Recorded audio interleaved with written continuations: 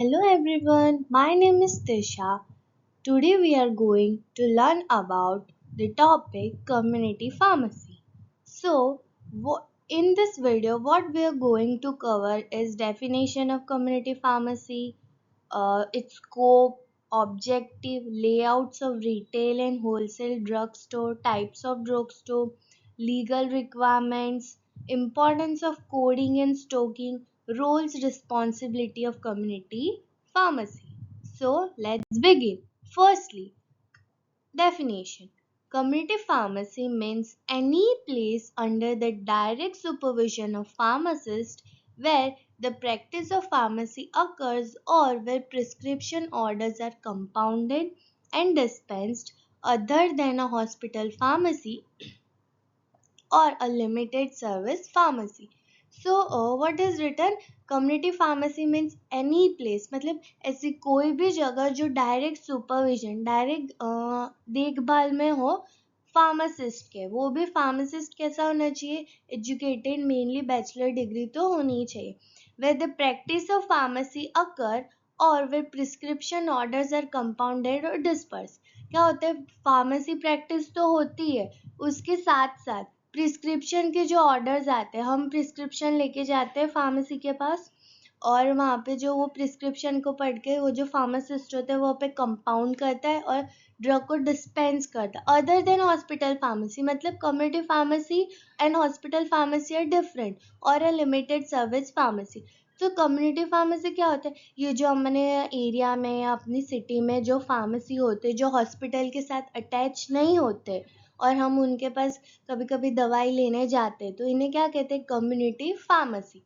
तो ये डेफिनेशन है. Under the direct supervision of pharmacy, जहाँ पे प्रैक्टिस ऑफ फार्मेसी अकर होता है और जो प्रिस्क्रिप्शन के जो ऑर्डर्स होते हैं उनको भी कंपाउंडर डिस्पेंस करता है. बट याद रखना, hospital pharmacy is different. Community pharmacy include all those established that are privately owned and whose function in varying degree is to serve society's need for both drug products or pharmaceutical service. क्या बोला गया है कि pharmacy includes all those establishment, मतलब community pharmacy मतलब ऐसे सारे drug store होते हैं जो प्राइवेटली ओन करते हैं, मतलब हॉस्पिटल के अंडर नहीं होते, और उस फंक्शन मतलब उनके फंक्शन वेरियन डिग्री के हो गए और बहुत सारे फंक्शंस होते हैं. मेनली क्या होता है? सोसाइटी की नीड्स को पूरी करना. कौन से एप्लीकेशन में? फॉर ड्रग प्रोडक्ट्स की नीड्स और pharmaceutical services, mainly drug products और फार्मास्यूटिकल सर्विसेज की जो नीड है सोसाइटी को प्रोवाइड करना, उसे कहते हैं community pharmacist. Now scope of community pharmacist. Firstly, in processing prescription, मतलब आप कोई भी डॉक्टर के पास प्रिस्क्रिप्शन लेके गए, डॉक्टर ने प्रिस्क्रिप्शन दिया, उसके बाद क्या हुआ कि प्रिस्क्रिप्शन अब हम कम्युनिटी फार्मासिस्ट अपने एरिया में, अपने घर के नज़दीक जो लोकल फार्मेसी है वहाँ पे जाके हम वो प्रिस्क्रिप्शन दिखाते, तो वो फार्मासिस्ट अपन को ड्रग प्रिस्क्राइब करता है ना, ड्रग कंपाउंड करता है ना, तो हो गया इन प्रोसेस प्रिस्क्रिप्शन. पेशेंट की केयर करना. हाँ, आई नो कि वो डायग्नोस नहीं कर सकता या फिर ट्रीटमेंट नहीं दे सकता, बट पेशेंट की केयर तो कर सकता है. कैसे? अच्छे से कंपाउंड करके, अच्छे से दवाई लेने के नॉलेज, डिसीज़ क्या हुआ है उसकी नॉलेज में, ड्रग को मॉनिटर करना कि ये ड्रग वो पेशेंट आ रहा है तो कब देनी है, उनको समझाना कितने डोज में देनी है, वो भी उन्हें समझाना कि उनको कितने डोज में लेनी है. एक्सटेम्परेनस प्रिपरेशन, इसमें क्या होता है? ये इंडिया में नहीं होता. एक्सटेम्परेनस प्रिपरेशन या कंपाउंडिंग क्या होता है कि मेनली फॉरेन कंट्रीज में. इसमें क्या होता है कि पर्टिकुलर पर्सन की नीड और पर्टिकुलर इंडिविजुअल के बेसिस पे जो ड्रग होती है उसको प्रिस्क्राइब करते या कंपाउंड करते. Alternative medicine.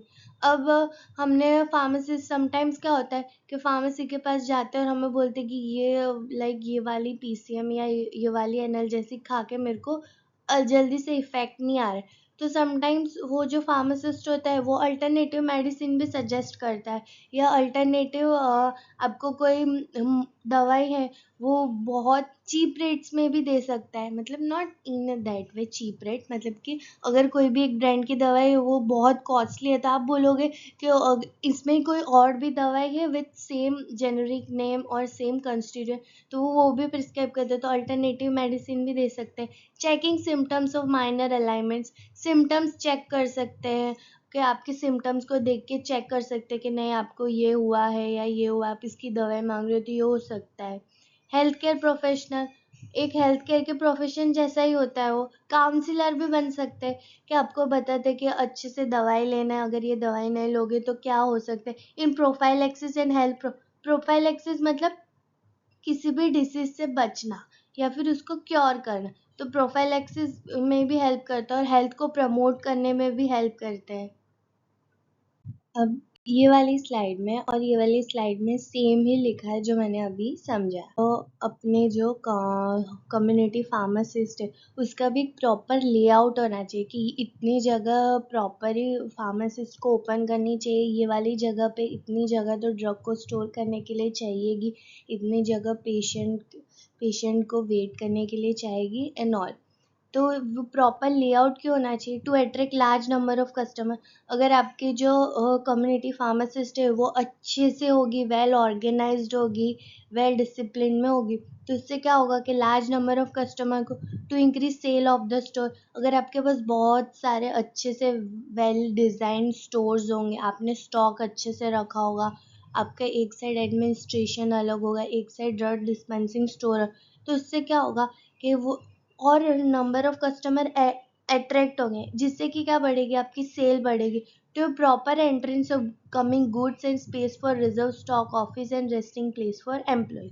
आपके जो एम्प्लॉयज है उनको प्रॉपर रेस्टिंग प्लेस प्रोवाइड करनी है, प्रॉपर एंट्रेंस होना चाहिए for coming goods and place for reserve stock. अगर अब अलग से प्रॉपर एंट्रेंस नहीं रखोगे कि जहाँ से स्टॉक आ रहा है वो भी एक प्लेस, जहाँ से कस्टमर आ रहे हैं वो भी एक ही जगह होगी, तो इससे क्या होगा कि पूरा सब हेफेजेड हो जाएगा और उससे क्या होगा, आपके लार्ज नंबर ऑफ कस्टमर भी अट्रैक्ट नहीं। तो उसके लिए क्या होना चाहिए, प्रॉपर रिजर्व, जो स्टॉक रिजर्व है उसके लिए भी प्रॉपर स्पेस होनी चाहिए, जो गुड्स आ रहे हैं उसके लिए भी अलग से एंट्रेंस होना चाहिए, और एम्प्लॉयज़ है वो इतनी देर तक काम करते तो उनके लिए रेस्टिंग प्लेस भी होने, to reduce selling expenses and provide customer satisfied। अब जो अपने सेलिंग एक्सपेंसेस है उसको कम करना है और क्या करना है, कस्टमर को फुल सेटिस्फेक्शन होना चाहिए, वो भी अपने एक ऑब्जेक्टिव होना चाहिए, main motto main aim to project professional image and read improve general appearance. इसमें क्या होता है कि प्रोफेशनल इमेज बनेगी, yes we are capable of providing drug और compounding drug to you in a very professional and well design manner. तो एक ऐसी प्रोफेशनल इमेज होनी चाहिए, कैसे आएगी कि प्रॉपर लेआउट और प्रॉपर डिजाइनिंग ऑफ द आपके फार्मासिस्ट से ही आए to minimize the movement of customer within the premises of the drug store. अब क्या है, अगर आप अच्छे से लेआउट नहीं करोगे तो पेशेंट की एंट्रेंस बहुत दूर है, उससे फिर वो कंपाउंडिंग और डिस्पेंस होता है वो किसी और जगह है, एडमिनिस्ट्रेशन और जहाँ पे बिलिंग होता है वो और कहीं जगह, तो इससे क्या होगा कि कस्टमर भी एकदम हैफेजर्ड और अच्छे से नहीं सेटिस्फाई हो पाएगा, और उससे क्या होगा कि कस्टमर का अगर मूवमेंट हम कम रखेंगे, एक ही जगह सब कस्टमर को हम प्रोवाइड कर सकते हैं ना वेल मैनर, तो इससे क्या होगा कि कस्टमर का सेटिस्फेक्शन भी बढ़ेगा और उनका मूवमेंट भी ज़्यादा नहीं होगा, जिससे कि जो सेल है वो भी बढ़ेगी। Now design of retail and wholesale drug store, आगे हमने देख लिया कि क्यों एक प्रॉपर लेआउट और डिजाइन होना चाहिए कम्युनिटी फार्मासिस्ट। अब क्या होता है कि अब मेनली कम्युनिटी फार्मासिस्ट में जो रिटेल और होलसेल ड्रग स्टोर वाले होते हैं उनके डिज़ाइन कैसे होने चाहिए। तो first of all we will learn about the what exactly is the retail and wholesale drug store. क्या होता है कि जो रिटेल ड्रग स्टोर होते हैं is a pharmacy store that dispense prescription drugs and devices to the public. इसमें क्या होता है, ये जो मैंने अभी बताया जो कम्युनिटी फार्मासिस्ट होते हैं, जो अपने आजू बाजू जो भी लोकल फार्मासिस्ट है जहाँ पे जाके हम दवाई लेते हैं, other than hospital pharmacist, mark this word. तो यहाँ क्या होता है कि ये जो फार्मासिस्ट है वो क्या करते, dispense prescription drug, prescription drug या फिर कोई डिवाइस है वो पब्लिक को डिस्पेंस करते हैं, उसे क्या कहते हैं, रिटेल ड्रग स्टोर। अब होलसेल ड्रग स्टोर क्या होता है, वो जो एकदम बल्क में होलसेल में जो दवाई मैन्युफैक्चरर से लेता है इन अ वेरी चीप रेट और रिटेल ड्रग स्टोर को बेचता है। तो रिटेल ड्रग स्टोर को बेचते हैं। होलसेल का काम सीधा कस्टमर को ड्रग प्रोवाइड करना नहीं होता, होलसेल है, रिटेलर है, वो होलसेल से ड्रग लेगा और होलसेलर है वो मैन्युफैक्चरिंग से। यहाँ देखा है, हम मैन्युफैक्चरिंग यूनिट से कौन ड्रग्स लेगा, wholesale in a very cheap और in a very bulk rate. और होलसेलर है वो रिटेलर को ड्रग प्रोवाइड करेगा according to retailer needs and requirements.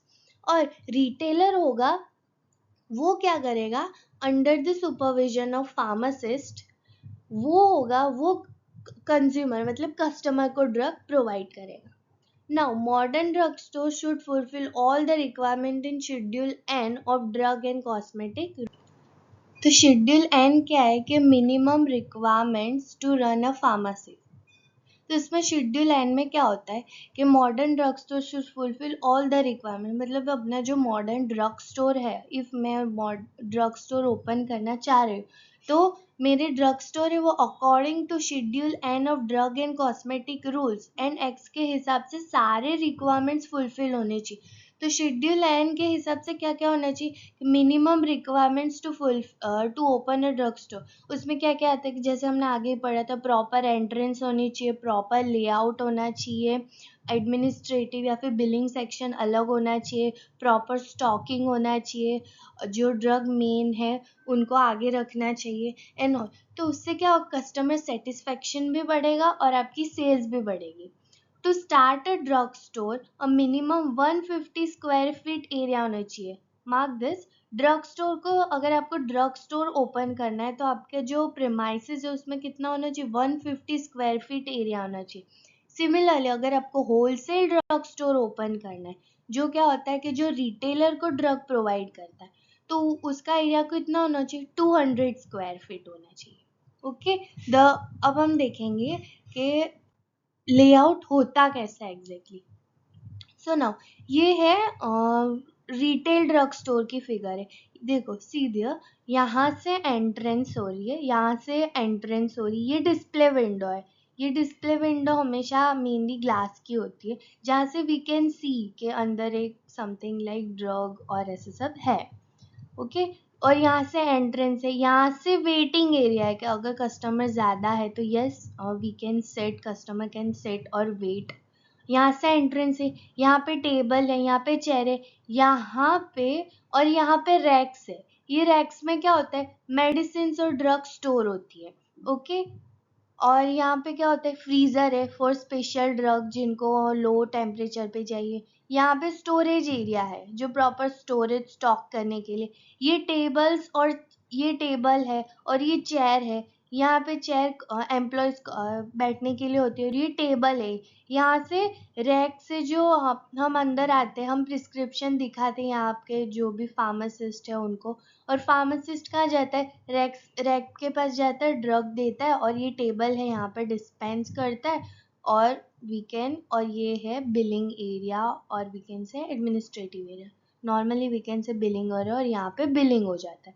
तो ये क्या हो गया, हमने देखा था 15 स्क्वायर फीट लेंथ और 10 स्क्वायर फीट ब्रेथ ऐसे होना चाहिए। हमने देखा था 150 स्क्वायर फीट एरिया होना चाहिए, किसके लिए, मेनली रिटेल ड्रग स्टोर के लिए। रिटेल ड्रग स्टोर का जो लेआउट है वो ऐसा होना चाहिए। नाउ नेक्स्ट अब हम देखेंगे होलसेल का। होलसेल ड्रग स्टोर एरिया कैसा होना चाहिए, ये रहा एंट्रेंस अपना, यहाँ से एंटर करेंगे। अगेन डिस्प्ले विंडो तो इसमें भी है, राइट। अब क्या होगा, होलसेल है तो बहुत सारे रैक होंगे क्योंकि जो वो मैन्युफैक्चरर से बल्क में प्रोडक्ट्स लेते हैं और इसका एरिया भी कितना होता है, 200 स्क्वायर फीट एरिया होता है।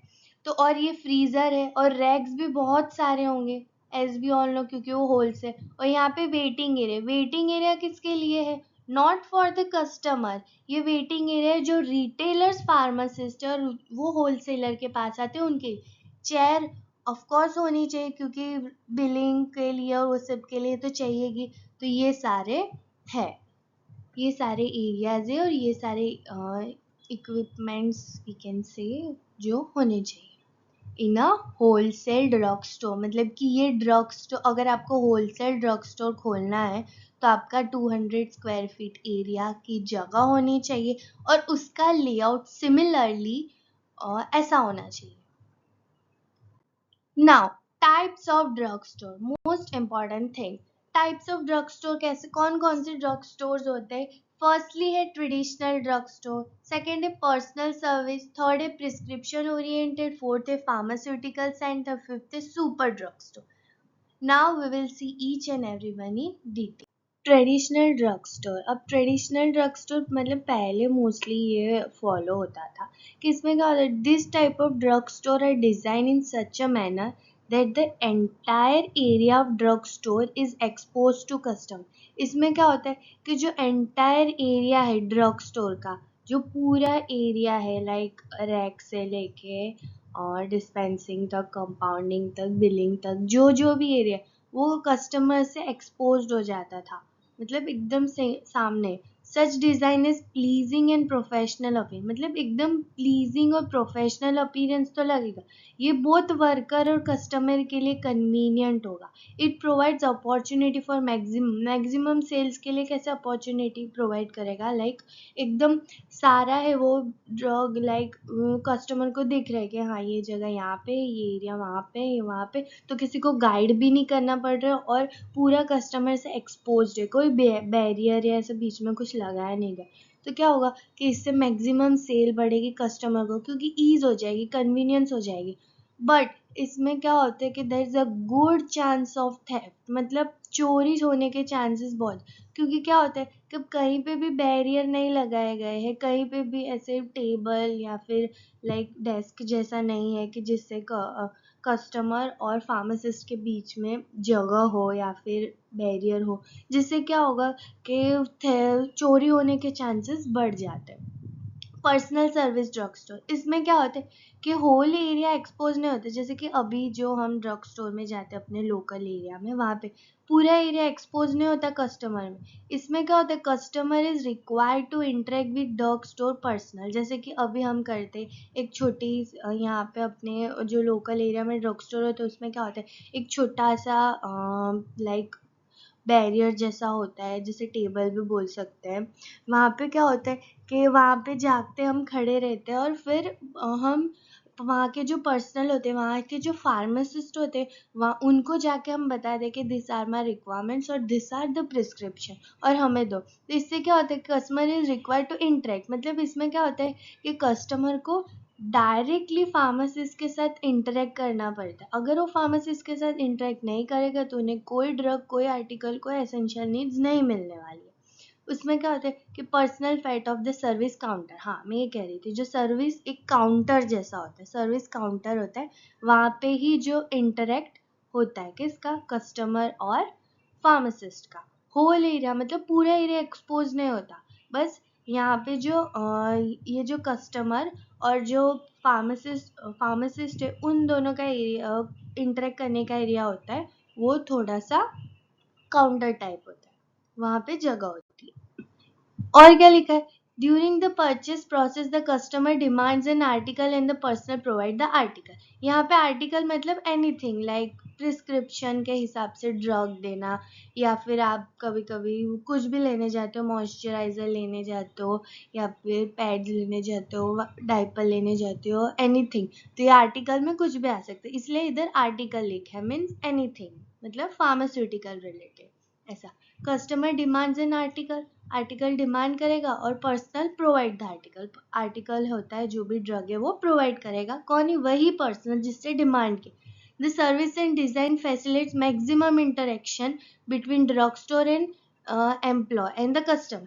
क्या होता है कि इससे क्या होगा, सर्विस, ये वाली जो सर्विस है वो मैक्सिमम इंटरेक्शन करेगी, मैक्सिमम मतलब सबसे ज्यादा इंटरेक्ट कर पाएगी, जिससे कि क्या होगा कि एक तो थेफ्ट के चांसेस भी कम हो जाएंगे और इंटरेक्शन की वजह से जो साइड इफेक्ट्स आने वाले होते हैं या फिर डोजेज फ्रीक्वेंसी या कुछ भी, वो अच्छे से समझ सकते हैं।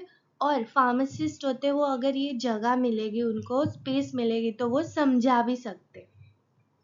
तो क्या होगा कि यहाँ से क्या होगा कि इंटरेक्शन में मैक्सिमम इंटरेक्शन होगा ड्रग स्टोर के एम्प्लॉय और कस्टमर।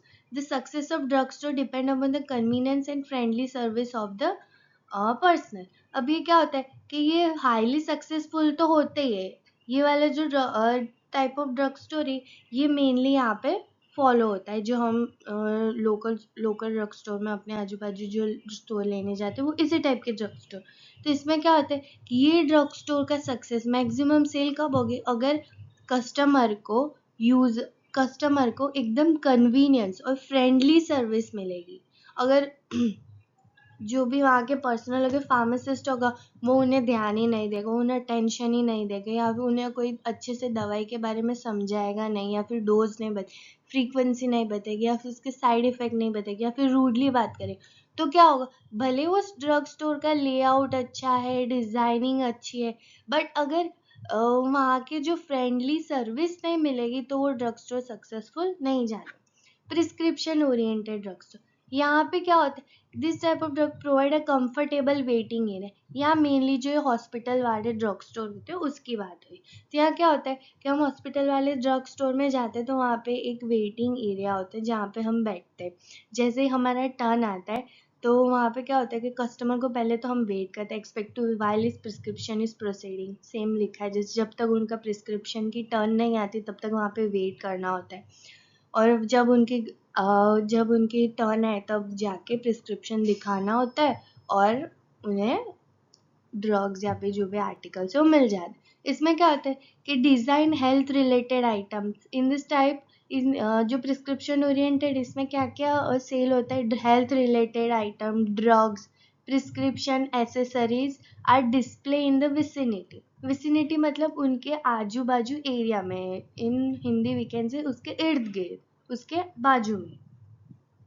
तो इसमें क्या होता है कि जो हेल्थ रिलेटेड आइटम्स होती है, जो ड्रग होते हैं या फिर प्रिस्क्रिप्शन एसेसरीज होती है, उसमें क्या क्या आ जाता है, बैंडेड आ जाता है या फिर कोई भी हेल्थ रिलेटेड आइटम, ये सारी आइटम होती है वो डिस्प्लेड होती है, मतलब आजू बाजू ही होती है उनकी विसिनिटी में। वाइल जो ऑर्थोपेडिक या सर्जिकल अप्लायंसेज है ये थोड़े सोफिस्टिकेटेड होते हैं तो उनको सेपरेट रूम में रखते हैं, इनको विसिनिटी में नहीं रख सकते क्योंकि इनको प्रॉपरली डिस्पेंस करना पड़ता है और समझाना पड़ता है इसीलिए। और कॉस्मेटिक्स और गिफ्ट्स होते हैं वो arrange in a suitable area in the store. और ये क्या होता है कि कॉस्मेटिक्स और गिफ्ट्स होते हैं वो सूटेबल एरिया, सूटेबल डिस्प्ले में स्टोर होते हैं अलग से।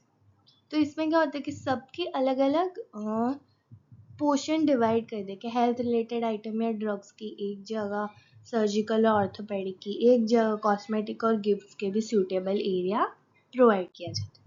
अब फार्मास्यूटिकल सेंटर, ये क्या होता है, this type of centre sales medicine of course, convenience article में क्या क्या आएगा कि ऐसे जो कस्टमर का टाइम बचा है, लाइक हम अभी जाते हैं उसमें तो किसमें टॉयलेटरीज होती है, वाइप्स होते हैं, फर्स्ट एड किट होती है, पेन रिलीफ होते हैं, बहुत सारे। तो ये सारे कन्वीनियंस आर्टिकल हुए जिससे कि पेशेंट को या फिर पब्लिक को कन्वीनियंस मिले, ईज मिले, इसीलिए तो इसे कन्वीनियंस आर्टिकल कहते हैं। ऑर्थोपेडिक या सर्जिकल अप्लायंसेस सेल करते हैं। The store is sufficient floor space and is properly decorated, ये स्टोर में क्या होता है, सफिशिएंट फ्लोर स्पेस होता है ताकि क्या है कि ये जो कस्टमर है वहाँ आके प्रॉपरली विजिट कर सके, कि देख सके या ये एसेंशियल आइटम ये लेनी है नहीं लेनी है तो कौन सी कंपनी की ब्रांड के ना, और प्रॉपरली वेल डेकोरेटेड होते हैं। वेल डेकोरेट होने से क्या होता है, अट्रैक्ट होते हैं कस्टमर और उनकी सेल बढ़ती है।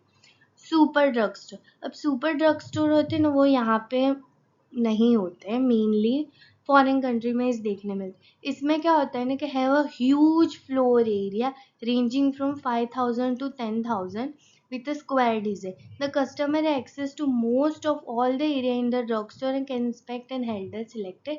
अब इसमें क्या होता है कि जैसे कि हम मॉल या सुपरमार्केट में जाते हैं तो वी हैव ट्रॉली, और ट्रॉली में हमें जो भी चीज़ चाहिए वो हम जो भी चीज़ चाहिए वो हम खुद ही लेनी होती है और ट्रॉली में कलेक्ट करनी होती है। सेम मॉल जैसा होता है। मॉल में कैसे साइड साइड में बीच में हम चल रहे होते हैं, साइड साइड में बाकी सारी ग्रोसरीज पड़ी होती है, सेम ऐसे ही होती है। सुपर ड्रग स्टोर में हम ट्रॉली लेके जाते हैं, साइड साइड में सारी ड्रग्स और कॉस्मेटिक्स आइटम, टॉयलेटरीज और ऐसे सब वहाँ पे होता है। तो वहाँ पे हमें अपने अपने हिसाब से, अपने कन्वीनियंस के हिसाब से, अपनी नीड के हिसाब से जो भी ड्रग है, जो भी दवाई, वो खुद ले लेनी होती है और वी कैन कलेक्ट देम। और इसमें क्या होता है कि सेल्फ सर्विस होती है, एज आई हैव से सेल्फ सर्विस पैटर्न होती है। सेल्फ सर्विस मतलब खुद ही लेना होता है, except for the prescription department.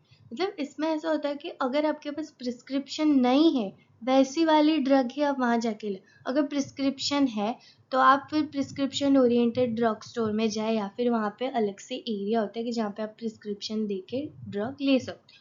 Where self service is not possible, वहाँ पे सेल्फ सर्विसेज पॉसिबल नहीं होती है।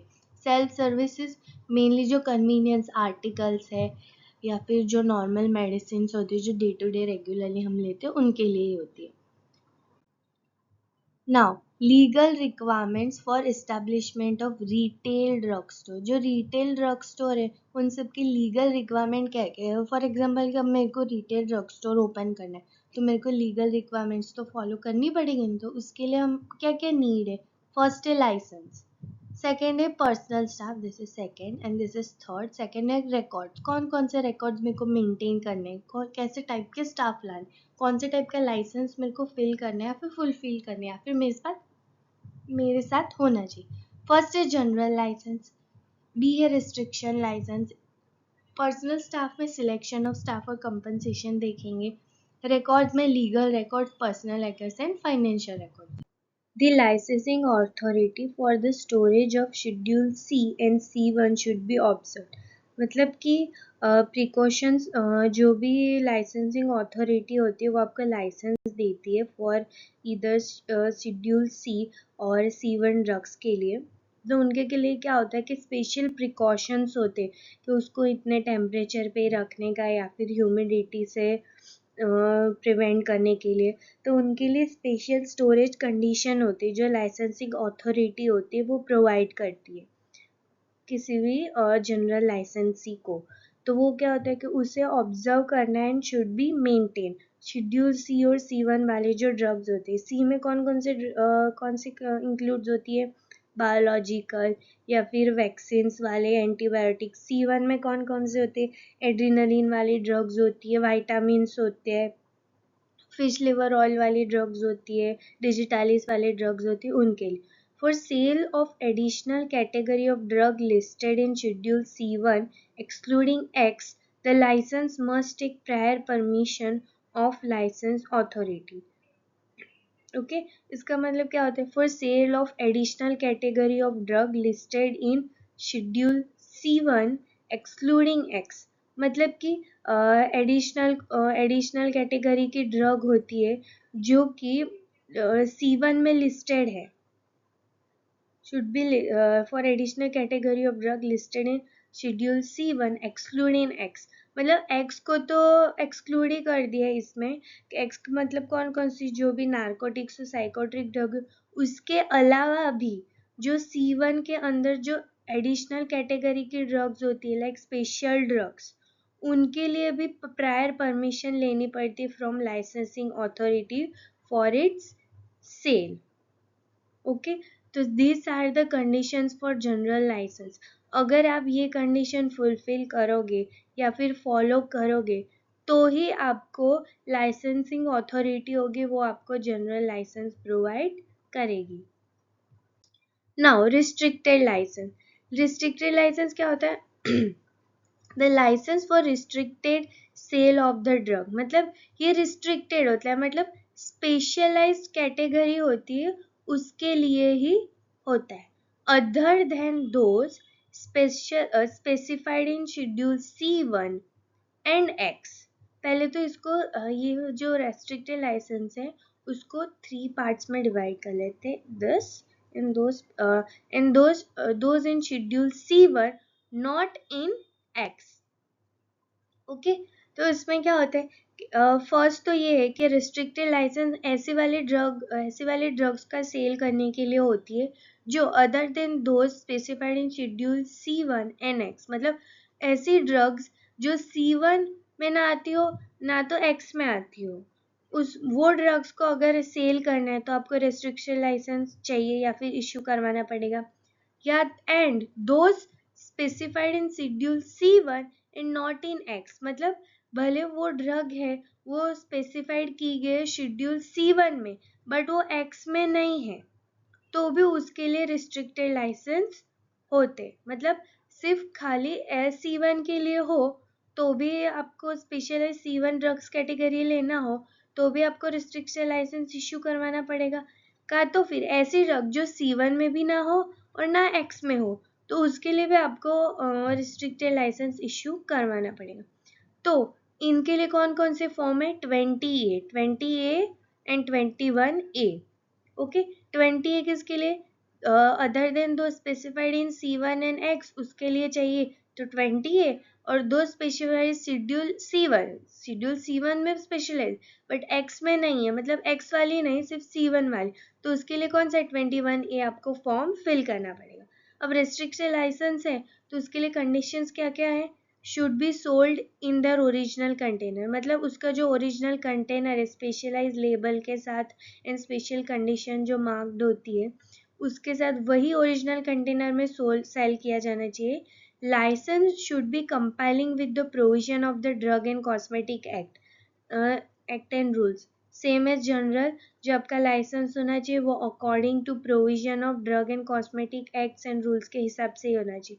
Drug only purchase from duly licence dealer, मतलब आप जो ये रिस्ट्रिक्टेड लाइसेंस ले रहे हो तो वो वाले जो ड्रग्स है वो ड्यूली लाइसेंस डीलर, मतलब ऐसे जो होलसेल डीलर्स होते जो टाइम टू टाइम अपना होलसेल लाइसेंस है वो इशू करवाते हैं, और या तो फिर उनके पास जो लाइसेंस होता है वो as per the proper licence होता है और वो ड्रग एंड कॉस्मेटिक एक्ट के हिसाब से ही होता है। इन शॉर्ट ड्रग्स हमें उसी होलसेलर से परचेज करनी चाहिए जिनके पास लाइसेंस हो, उनके खुद के पास भी होलसेल वाला लाइसेंस हो।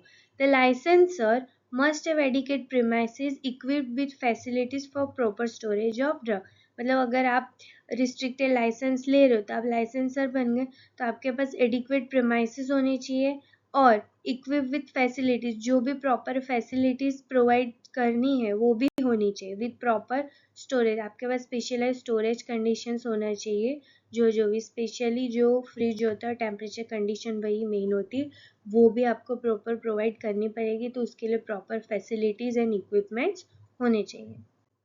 नाउ पर्सनल स्टाफ, लाइसेंस के बाद सेकेंड इम्पोर्टेंट लीगल रिक्वायरमेंट्स में क्या कहते हैं, personal staff.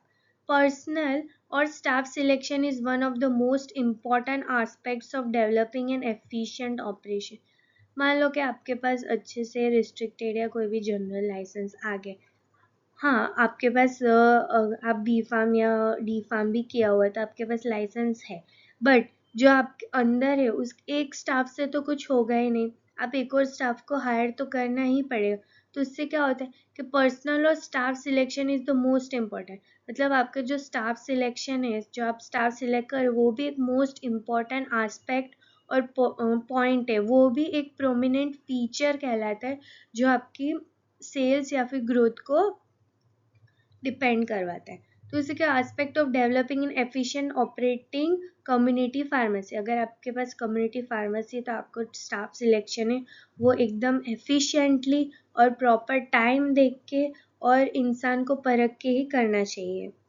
For efficient operating मतलब आपका जो भी ड्रग स्टोर है उसका अच्छे से ऑपरेटिंग करने के लिए, उनको अच्छे से चलाने के लिए। Success of community pharmacy depends upon the proper selection training and maintenance of employ को मेंटेन करना पड़ता है, उनका प्रॉपर सिलेक्शन, अगर कोई ऐसा एम्प्लॉय आपने हायर कर लिया जो एकदम रूड है, कस्टमर को सेटिस्फाई नहीं कर पा रहे, उनको प्रॉपर ड्रग के इंफॉर्मेशन के बारे में नहीं बता रहे, स्पेशलाइज कंडीशन या फिर उनकी बात अच्छे से कन्वे ही नहीं कर पा रहे या फिर सुन ही नहीं पा रहे, तो इससे क्या होगा कि आपकी जो कम्युनिटी फार्मेसी है ना उसकी सेल बढ़ेगी ना एक एफिशिएंट एनवायरनमेंट भी प्रोवाइड नहीं हो पाएगा जिससे कि आपके स्टोर का ग्रोथ हो।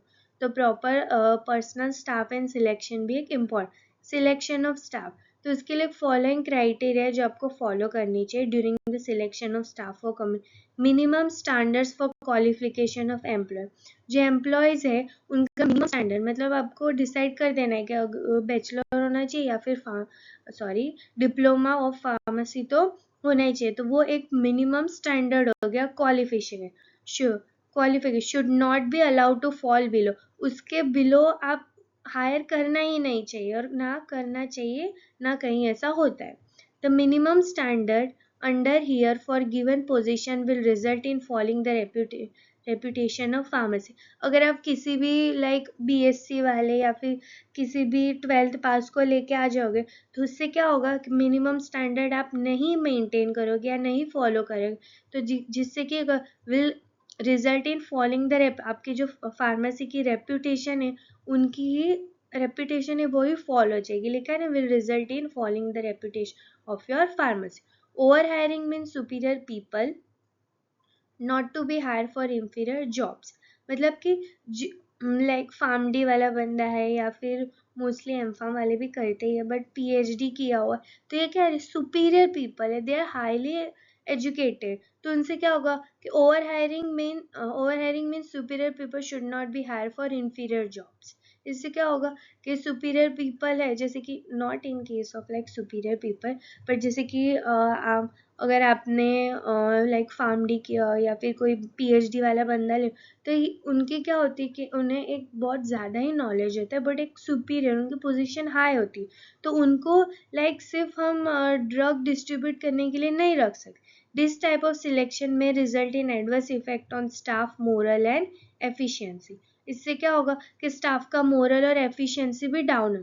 अब कोई पीएचडी वाला इंसान है, उसको आप ड्रग स्टोर पे लाके रख दो, अगर उसको बोलोगे कि ड्रग डिस्ट्रीब्यूट कर, तो इससे क्या होगा कि उसका खुद का मोरल और खुद की एफिशिएंसी पे वो डाउट करने लगे, जिससे कि क्या होगा कि आपके जो कम्युनिटी फार्मेसी है उसके एनवायरनमेंट में भी इफेक्ट होगा। लिखा है ना, adverse effect on staff moral and its efficiency.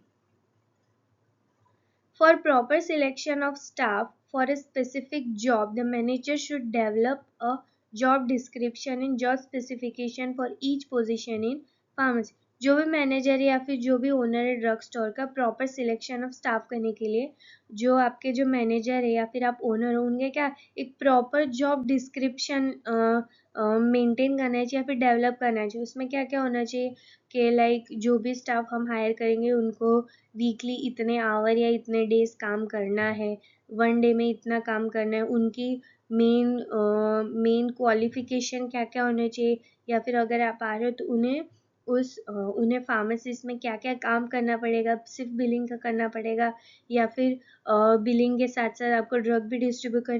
तो इससे क्या होगा कि जॉब डिस्क्रिप्शन भी आ जाएगी और जॉब स्पेसिफिकेशन, मतलब कि उनको स्पेसिफिकली क्या काम करना है फॉर ईच पोजीशन। कोई भी पोजीशन के लिए ले रहे तो वो मैनेजर को स्पेसिफिक जिस job description should contain each detail और scope of the job, job का स्कोप क्या है, its relation to other job, working hours, space के लिए सब भी जॉब के डिस्क्रिप्शन में मेंटेन। इट प्रिवेंट मिसअंडरस्टैंडिंग को प्रिवेंट करता है about the nature of the duties of particular job. इससे क्या होता है, मिसअंडरस्टैंडिंग प्रोवाइड होती है। अगर आप प्रॉपर डिस्क्रिप्शन नहीं लिखोगे कि आपको इतने घंटे काम करना है, आपका मेनली काम है ड्रग को डिस्ट्रीब्यूट करना, बिलिंग कोई और करेगा, आपको नहीं करना, तो इससे क्या मिसअंडरस्टैंडिंग भी नहीं होगी और जो मैनेजर है और स्टाफ के बीच में एक प्रॉपर रिलेशन भी बनेगा, जिससे कि क्या होगा कि प्रॉपर मेंटेनेंस हेल्दी एनवायरनमेंट बनेगा कम्युनिटी फार्मेसी के लिए, और डायरेक्टली और इनडायरेक्टली जो आपकी जो कम्युनिटी फार्मेसी है वो ग्रो करेगी। Promotion with in a pharmacy staff must be appropriate. अब आपकी जो कम्युनिटी फार्मेसी है उसमें फॉर एग्जांपल 4-5 साल है, कोई भी एक एम्प्लॉय वो काम करता ही जाए बट आपको प्रमोशन ही नहीं दे रहे, उनको उनकी सैलरी में ग्रोथ ही नहीं दे, तो क्या होगा कि अब मे बी अब विद इन अ फार्मेसी में भी अप्रोप्रिएट। क्या होता है कि प्रमोशन देना चाहिए, वो एक अप्रोप्रिएट है, पर नहीं दोगे तो उससे क्या होगा कि आपकी वो अच्छे से अपना काम भी नहीं कर पाएगा, और क्या होगा कि उनका मोरल भी डाउन है। But in most of external sources must be used as employment agency, placement office of schools, or classified newspaper advertising। External source होते हैं जैसे कि employment agency, placement office, school से classified newspaper, advertising. Orientation and training of the staff, जो आपके वहाँ staff आते हैं भले वो वेल क्वालिफाइड हो, उनके पास डिग्री, बट उनका ओरिएंटेशन और एक बार उनको फील्ड ट्रेनिंग, मतलब कि वहाँ पे एक दो दिन आके आपको एक दो दिन वहाँ पे खड़े रह के उनको सिखाना है, बताना है कि उससे क्या proper training after proper selection need to be followed by adequate orientation and training of the employee. उससे प्रॉपर सिलेक्शन हो जाए, उसके बाद एडिक्वेट प्रॉपर ट्रेनिंग और ओरिएंटेशन स्टाफ का होना है, which result in increase the productivity increase करे, क्योंकि ट्रेनिंग में क्या होगा कि एम्प्लॉय को पता चल जाएगा हाँ उनकी डे टू डे एक्टिविटी ऐसी है, यहाँ करना है, ये करना है, तो उनसे कि उन्हें खुद आइडिया भी हो जाएगा, और रिड्यूस द एम्प्लॉय टर्नओवर। अब क्या नाउ फिफ्थ है पर्सनल स्टाफ के बाद है compensation. After retaining good employees, one of the most difficult problem faced by community pharmacy manager, मतलब गुड एम्प्लॉय को रिटेन करना, मतलब बहुत सालों तक एक ही आपकी जो कम्युनिटी फार्मेसी है वहाँ पे गुड एम्प्लॉयज़ को वहाँ पे बहुत सालों तक काम पे रखना या फिर रख पाना, वो भी एक one of the most difficult problem है, क्योंकि आपको उसको प्रमोशन भी देना है, हेल्दी एनवायरनमेंट भी प्रोवाइड करना है, आपने जो प्रॉपर टाइम पे सैलरी भी देनी है और उनके रिस्पेक्ट भी करने हैं, तो उससे क्या होता है कि ये एक थोड़ा डिफ़िकल्ट काम है, क्योंकि फार्मेसी में क्या होता है कि हमेशा जो स्टाफ होते हैं वो चेंज होते रहे। Many factor decide in keeping the employee, but most important compensation plan, मतलब कंपनसेशन प्लान मतलब क्या होगा, अब क्या होगा कि लिखा है कि many factor deciding keeping of employees, क्या होता है कि बहुत सारे फैक्टर्स होते हैं एम्प्लॉयज़ को टिके रखने के लिए या फिर अपने कम्युनिटी फार्मेसिस में उनको लॉन्ग टाइम के लिए रखने के लिए, बस मोस्ट इम्पोर्टेंट फैक्टर है कंपनसेशन प्लान, मतलब आप उसको एडिक्वेट सैलरी दोगे, टाइम टू टाइम उनका प्रमोशन करोगे, तो as we all know each and every one needs money, so उससे क्या होगा अगर आप उसको प्रॉपर सैलरी प्रोवाइड करोगे, प्रॉपर प्रमोशन दोगे टाइम टू टाइम, तो इससे क्या होगा कि एम्प्लॉय वहाँ पे रिटेन तो रहेगा, मतलब वहाँ पे, but also encourage them to work. उनसे क्या होगा कि उनको ऐसा लगेगा कि हाँ अब ये मेरी भी एक गोल्स और रिस्पॉन्सिबिलिटी है इस फार्मेसी की वजह से, तो जिससे क्या overall goals and objective of pharmacy वो भी बढ़ेगा, सेल्स भी बढ़ेगी and all. Now records, records भी रखने पड़ेंगे। सबसे पहले लीगल रिकॉर्ड्स में ही है ABC है। फर्स्ट है legal records required by law regarding the acquisition and deposition of drugs. Legal records में कौन कौन से, पहला ऐसा रिकॉर्ड्स आता है जो law regarding the acquisition and deposition of drug. Acquisition मतलब जो भी ड्रग्स है वो अपने ड्रग स्टोर में हम रखने वाले हैं, या फिर डिपोजिशन मतलब रखने वाले या फिर उसको सेल करने वाले, उनके जो भी रिकॉर्ड्स है टाइम टू टाइम वो होने चाहिए और वो मेंटेन होने चाहिए। According to federal and state law, the pharmacy owner और manager is responsible for maintenance of up-to-date record of specific class of drug and poison according to Drug and Cosmetic Act, मतलब drug और cosmetic act 1940 के हिसाब से और according to federal and state law of pharmacy के हिसाब से जो फार्मेसी का ओनर है या फिर जो मैनेजर है उसके रिस्पॉन्सिबिलिटी है कि वो अप टू डेट मतलब डेट टू डेट वाइज वो स्पेसिफिक क्लास ऑफ ड्रग या फिर जो भी शेड्यूल X, C या C1 या फिर उसको एक्सक्लूड करके जो भी ड्रग है, कोई भी ड्रग है, उनका रिकॉर्ड्स मेंटेन करे कि कितनी उनके पास स्टोर में पड़ी है, कितनी आई है, कितना सेल हुआ है, कब हुआ है and all. Rules 1945 and Poison Act 1919, the pharmacy is responsible for maintaining accurate record related to acquisition and deposition of certain drugs that are supposed to possible to misuse or abuse। यहाँ पे specially schedule x वाले drugs की बात की है जो कि psychotropic और नार्कोटिक ड्रग्स के लिए होती है। तो वो according to rules 1945 poison act के लिए ऐसी सारी ड्रग्स के मेनली और अलग से रिकॉर्ड्स मेंटेन करने चाहिए, और वो एकदम बारीकी से रिकॉर्ड्स मेंटेन होने चाहिए। और उसमें समटाइम्स जो शेड्यूल एक्स या फिर या वो जो वाली जो ड्रग्स होती है या फिर ऐसी ड्रग्स जिसको लेने से समटाइम्स पेशेंट मिसयूज या अब उसको लेने से अब्यूज़ भी कर सकते हैं, मेनली जो स्लीपिंग ड्रग्स होती है वो भी इसमें इंक्लूड हो जाती है, ओपियोइड्स नारकोटिक्स वाली। तो उनको क्या होता है कि वो मैनेजर की रिस्पॉन्सिबिलिटी होती है कि प्रॉपर उसका एक्यूरेट रिकॉर्ड मेंटेन करे, कौन लेके गया, कितनी ड्रग लेके गया, कब लेके गया, और प्रॉपर प्रिस्क्रिप्शन था कि नहीं, अगर प्रिस्क्रिप्शन था तो कौन से डॉक्टर का, और एकदम इसको अच्छे से मेंटेन किया जाता है, और उसकी जो फाइल होती है वो भी एकदम अलग होती है।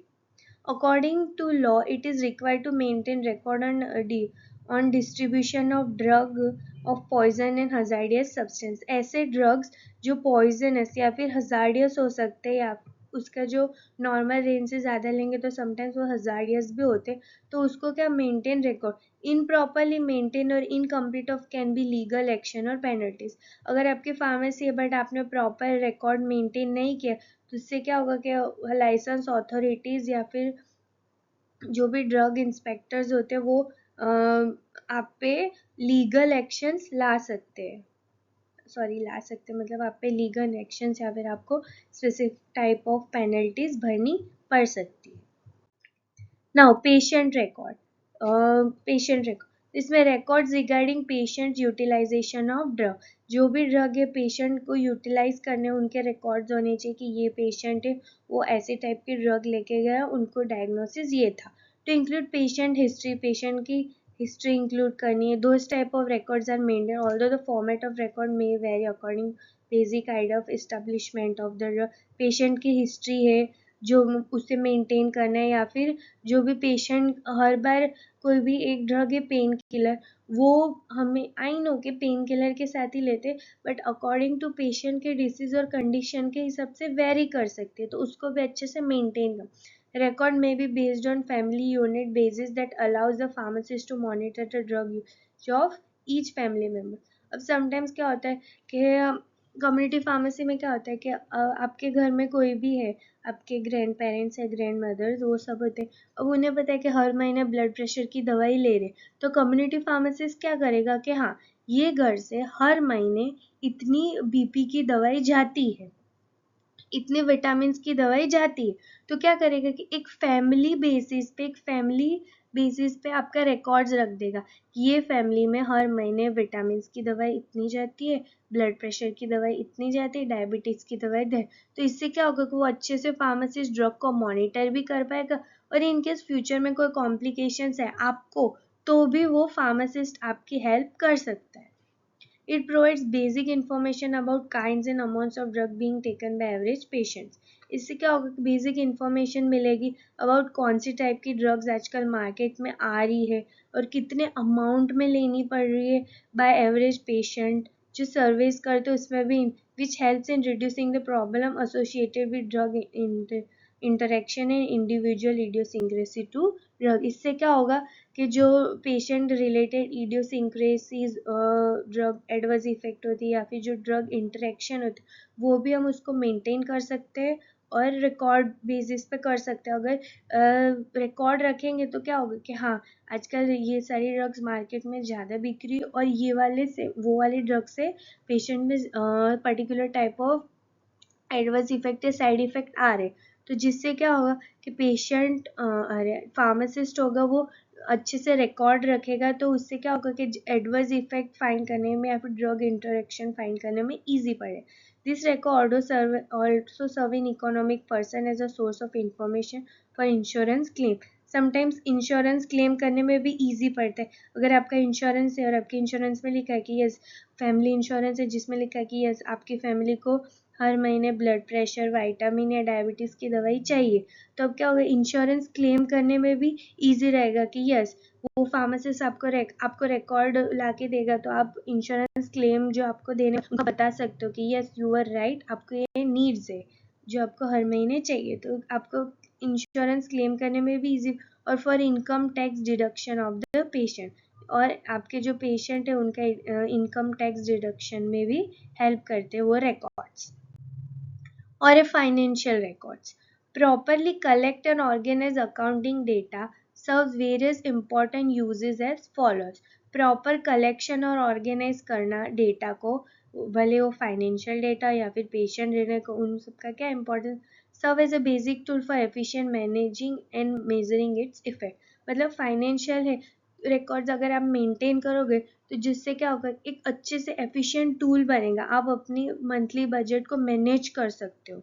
और अगर उससे कोई इफेक्ट्स आ रहे या फिर आपका मंथली बजट ऊपर नीचे हो रहा है तो उसके इफेक्ट्स को भी आप मेजर कर सकते हो अर्ली, जो जिससे आप फिर अच्छे से कंपनसेट या precaution for making sound decision regarding future money needs, inventory requirements, personal matter and expansion of asset. अगर आप प्रॉपर फाइनेंशियल रिकॉर्ड्स रखोगे तो इन्वेंट्री, अगर आपको कोई नए शेल्फ में इंक्लूड करना है या फिर कोई स्टोरेज कंडीशन बनानी है या फिर फ्यूचर में आपको मनी चाहिए या फिर आपकी जो फैसिलिटीज़ आपका ड्रग स्टोर है उसको एक्सपांड करने, या फिर पर्सनल मैटर के लिए या फिर एक दो और स्टाफ हायर करने, तो उससे क्या होगा, वो भी आपकी जो नीड्स है वो भी आप अच्छे से मेंटेन कर सकते हो।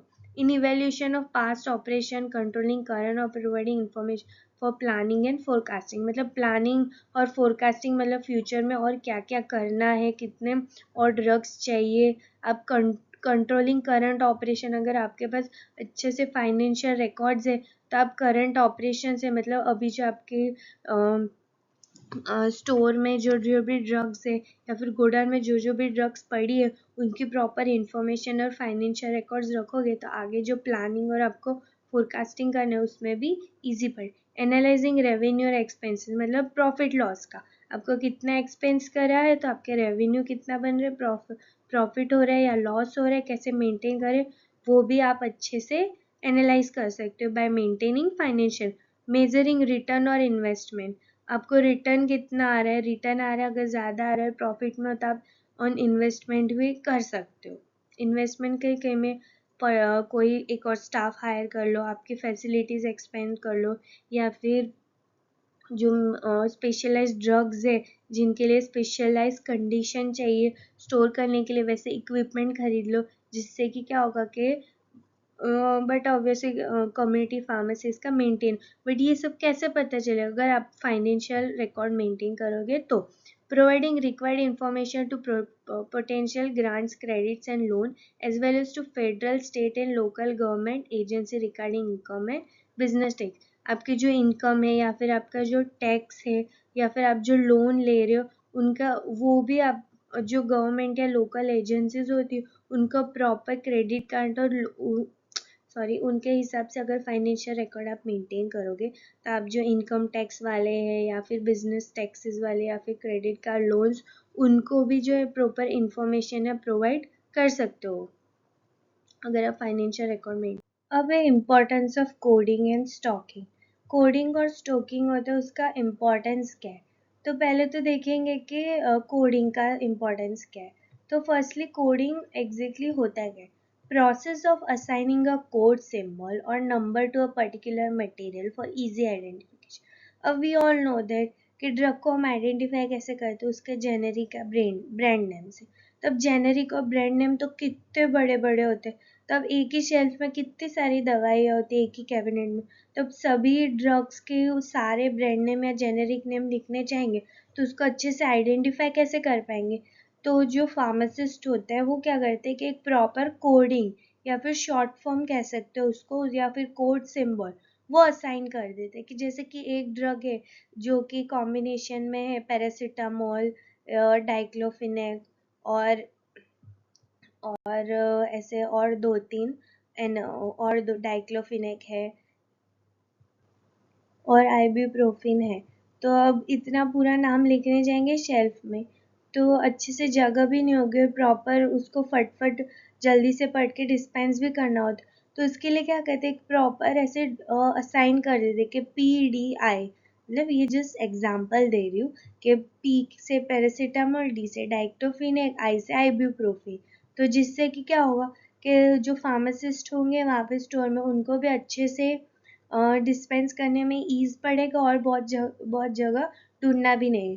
लाइक ए है तो ए से जो भी सारे ड्रग्स के ब्रांड नेम होंगे वो ए वाले फर्स्ट वाले शेल्फ में रखे होंगे, बी से जो भी ड्रग्स होगी वो सेकेंडली बी शेल्फ में रखी होगी, सी नेम से जो भी ड्रग्स होगी वो थर्ड शेल्फ में।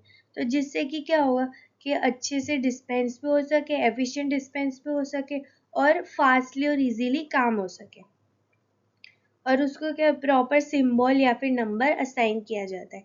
It is important to store a drug because coding of various item of material essential for good system, जिससे कि क्या एक गुड सिस्टम होगी और स्टोरेज कीपिंग भी अच्छे से। Ambiguity in description avoid, ambiguity मतलब क्या होता है, कंफ्यूजन, कंफ्यूजन जो प्रिस्क्रिप्शन में देते या फिर डिस्क्रिप्शन वो भी अवॉइड कर सकते। Length in description is minimize, मतलब कि आपके जो डिस्क्रिप्शन में जो लेंथ होगी वो भी मिनिमाइज हो जाएगी। Code ensures of item lying in the store, जो भी कोड हम डिसाइड करते कि ए से ए, तो ए मतलब क्या होता है कि ए से जो भी नाम की ड्रग्स है वो ए कोड हो गया, तो उससे क्या होगा कि वो वाले कैबिनेट में कौन से टाइप की ड्रग होगी, ए से नाम से शुरू होती है वो।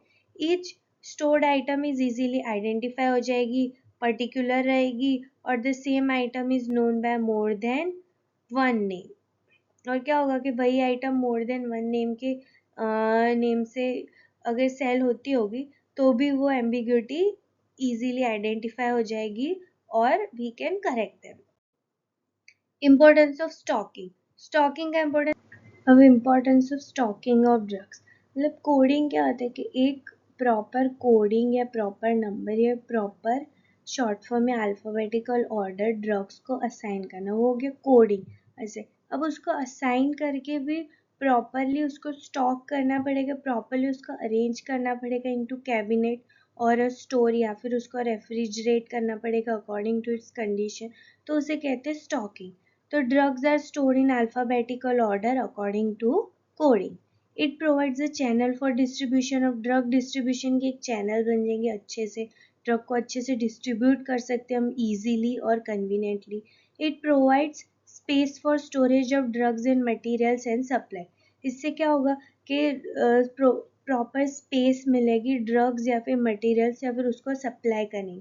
Drugs are readily available for administration, अगर हम सारी ड्रग्स है उसको प्रॉपरली एक कोड दे देंगे, प्रॉपरली उसको अलग अलग कोड के हिसाब से अरेंज कर देंगे, उसको अच्छे से स्टॉक कर देंगे उसके कोडिंग के हिसाब से, तो जिस क्या होगा कि इजीली एडमिनिस्टर्ड हो जाएगी, क्योंकि उसका कोडिंग हो गया। तो अब सारे फार्मासिस्ट को हम कोड की ट्रेनिंग दे देंगे तो वो अच्छे से एडमिनिस्टर भी हो जाएगी और कन्फ्यूजन भी नहीं। Vaccine and antibiotic are stored in refrigerator, जो वैक्सीन्स होती है या फिर सम एंटीबायोटिक्स होती है जिसका प्रॉपर स्टोरेज और कंडीशन मेंटेन करनी पड़ती है, उनको भी प्रॉपर रेफ्रिजरेटर में या प्रॉपर टेम्परेचर में स्टोर करके रखते हैं। तो ये भी एक स्टॉकिंग का की एग्जाम्पल हुआ। अब हम देखेंगे roles and responsibility of community pharmacy, last topic of this slide. Roles and responsibility community pharmacist, अगर आप एक कम्युनिटी फार्मासिस्ट हो और आपने आपकी कम्युनिटी या एरिया में या सिटी में फार्मेसी ड्रग स्टोर ओपन किया, तो आपका रोल्स और रिस्पॉन्सिबिलिटी का क्या हुआ। और all the drug related problems like counseling on proper use of OTC and prescribed medicine, recording of drugs, medical problem history, immunization, refer to specific health, मतलब और ड्रग रिलेटेड जो भी प्रॉब्लम्स होती है उनको काउंसलिंग करना, कि ड्रग रिलेटेड प्रॉब्लम मतलब एडवर्स इफेक्ट या फिर उसके साइड इफेक्ट, ये दवाई खाने से आपको ये हो सकता है, या फिर on proper use of OTC जो ओवर द काउंटर ड्रग होती है उनको प्रॉपर काउंसलिंग करना कि कब लेनी है, कैसे लेनी है, किसके साथ लेनी है, खाना खाने के पहले लेनी है या बाद में लेनी, या फिर उसके माइनर जो साइड इफ़ेक्ट्स उनकी प्रॉपर काउंसलिंग करना और उनके बारे में अवेयर करना पेशेंट को। एंड प्रिस्क्राइब मेडिसिन जो प्रिस्क्राइब किए, recording of drug and medical problem history, drug का रिकॉर्डिंग रखना कि ये वाले पेशेंट ने ये वाली ड्रग ये टाइम पे ये डॉक्टर के प्रिस्क्रिप्शन है, या फिर अगर वो OTC ड्रग है तो भी उसका प्रॉपर रिकॉर्ड करना होता है। और मेडिकल प्रॉब्लम हिस्ट्रीज होती है, जो उनको पास हिस्ट्री में क्या क्या हुआ उसका भी प्रॉपर रिकॉर्ड करना। इम्यूनाइजेशन जो वैक्सीन्स आती रहती है टाइम टू टाइम उनके बारे में अवेयर करना, या फिर उनको प्रोवाइड करना टू द पेशेंट, वो भी होता है रिफर टू पेशेंट। और स्पेसिफिक हेल्थ के बारे में वो पेशेंट की काउंसलिंग करना हेल्थ केयर प्रोफेशनल के बारे में।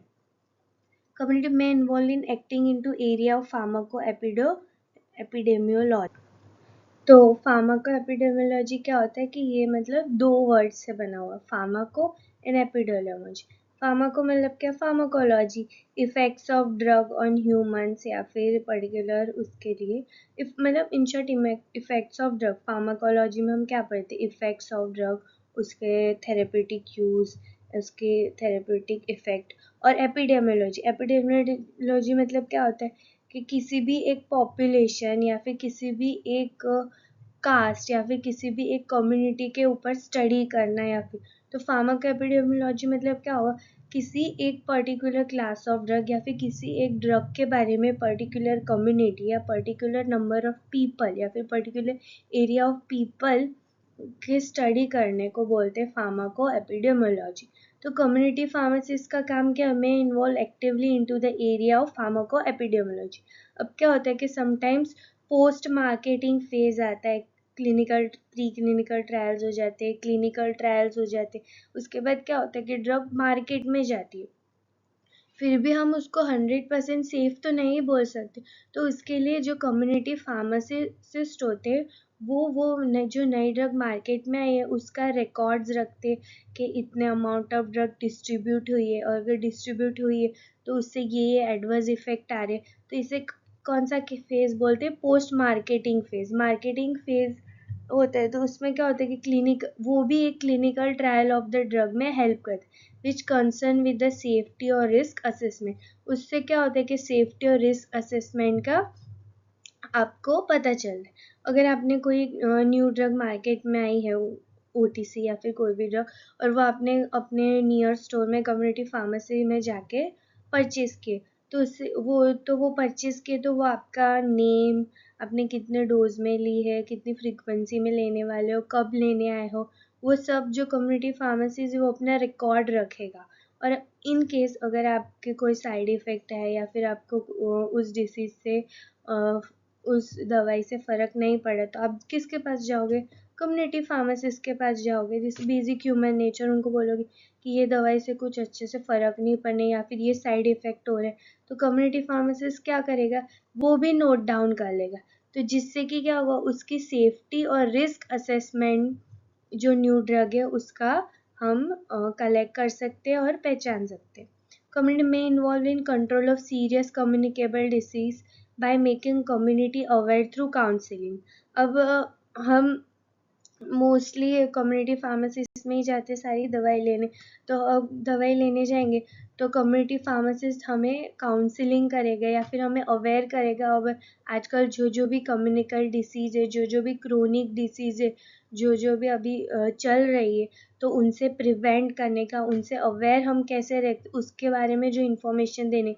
बाय दिस मेथड जो कम्युनिकेबल डिसीज़ के जो काउंसलिंग है, lot of disease like TB, syphilis, AIDS, hepatitis ये भी कंट्रोल हो सकते हैं। लाइक जैसे कि हम जब पेंडेमिक आया था कोरोना, तभी भी हम दवाई लेने जाते थे तो हमें कम्युनिटी फार्मासिस्ट अवेयर करते थे कि ये वाली दवाई कैसे लेनी, कब लेनी है, साइड इफ़ेक्ट आ सकते।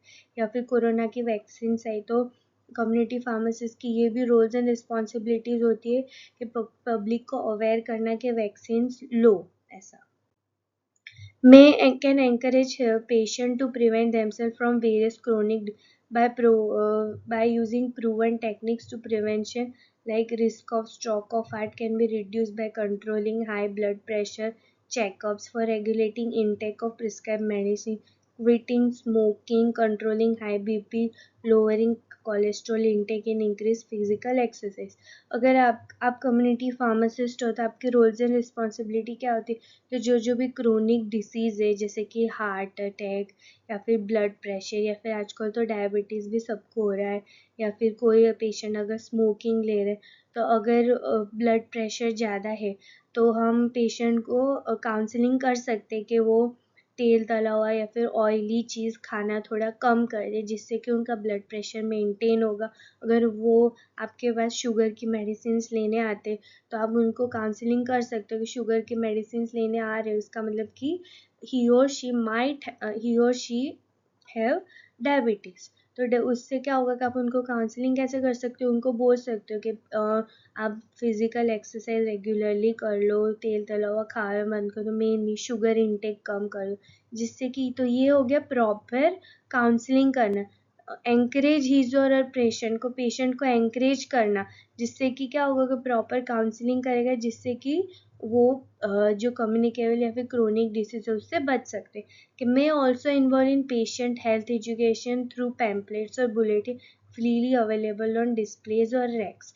जो कम्युनिटी फार्मेसिस्ट का ये भी एक रोल होता है कि जो पेशेंट्स को जो भी क्रोनिक डिसीज़ या फिर कम्युनिकेबल डिसीज़ आजकल चल रहे हो उसके बारे में प्रॉपर नॉलेज प्रोवाइड करना। वो कैसे नॉलेज प्रोवाइड, पैम्पलेट से या फिर वहाँ पे कम्युनिटी फार्मेसिस्ट के बाजू में या फिर अंदर भी बुलेटियंस लगा के या फ्रीली पैम्पलेट जो रैक्स पे डिस्प्ले हो रहे वहाँ पे रख के नॉलेज उन्हें उनके बारे में नॉलेज या फिर अवेयर कर सकते।